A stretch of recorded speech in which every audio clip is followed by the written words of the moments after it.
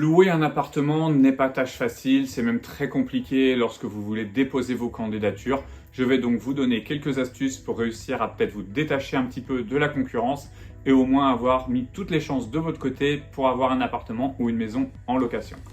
Donc moi je suis Sébastien Ruchat, ça fait 18 ans que je suis conseiller immobilier sur Rennes et les alentours. Je fais principalement de la transaction mais aussi de la gestion locative et de la mise en location d'appartements. Donc d'ailleurs si vous avez des choses à louer, n'hésitez pas à me contacter, ça sera avec plaisir que je vous aiderai. Et pour vous, les locataires, il y a quand même des choses à faire et surtout à ne pas faire lorsque vous voulez réussir à avoir un appartement à la location. Donc déjà, commençons par les choses à ne pas faire. Arrêtez d'appeler les propriétaires ou les agences immobilières à des heures improbables.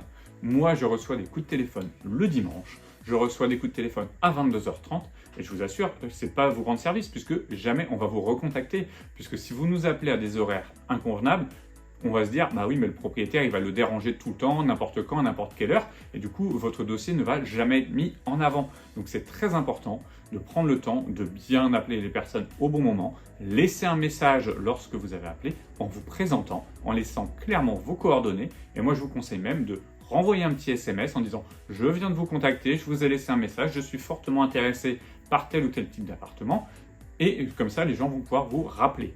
De plus, c'est pareil sur le bon coin, parce que c'est souvent sur le bon coin que les gens cherchent. Arrêtez de laisser le message qui est tout prêt sur le bon coin, formulez-le autrement, essayez de faire quelque chose de personnalisé pour qu'on ait envie de plus vous rappeler vous, ou au moins qu'on se rappelle de vous, parce que c'est ça aussi qui est très important. Ensuite, dans les choses à faire.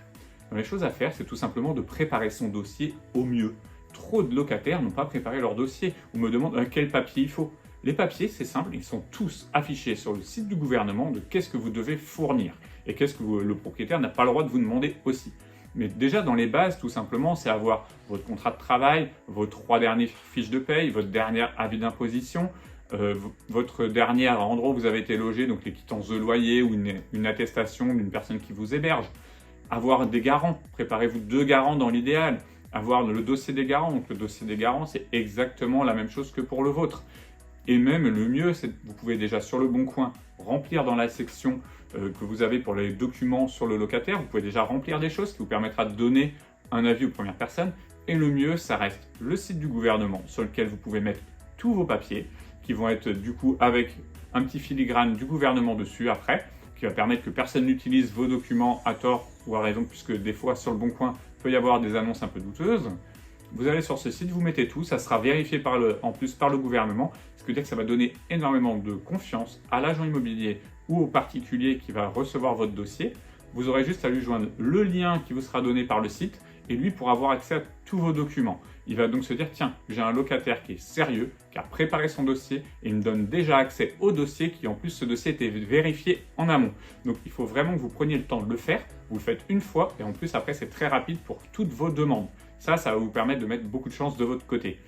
Une fois que vous avez été sélectionné pour réaliser une visite, parce que déjà, je peux vous dire, moi quand j'ai une annonce, j'ai généralement une centaine de demandes et malheureusement, je ne vais pas faire 100 visites. Donc on sélectionne et on fait des fois une dizaine de visites. Quand vous avez été sélectionné, vraiment, le conseil que je donne à tout le monde, c'est déjà arriver à l'heure, voire un tout petit peu en avance, en étant avec votre dossier dans l'idéal. Et n'hésitez pas à vous présenter lorsque vous faites la visite de l'appartement, dire pourquoi vous cherchez, combien de temps vous comptez rester dans l'appartement, montrer de l'intérêt et pour que la personne puisse se rappeler de vous. C'est très important, encore plus vis-à-vis d'un particulier, puisque le professionnel, lui, va avoir quand même certaines habitudes.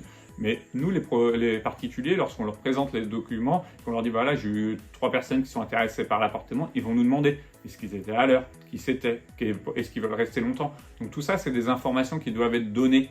Et lorsque vous avez visité et que l'appartement vous plaît, ne dites pas juste, oui, je vous le voudrais.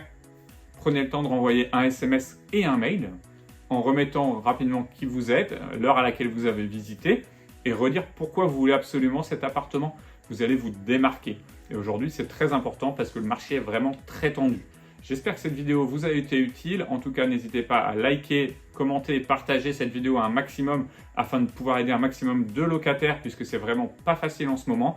Et si vous êtes propriétaire, vous pouvez aussi vous abonner. J'essaie de donner un maximum de conseils et tous les biens à la vente et à la location passent aussi sur cette chaîne.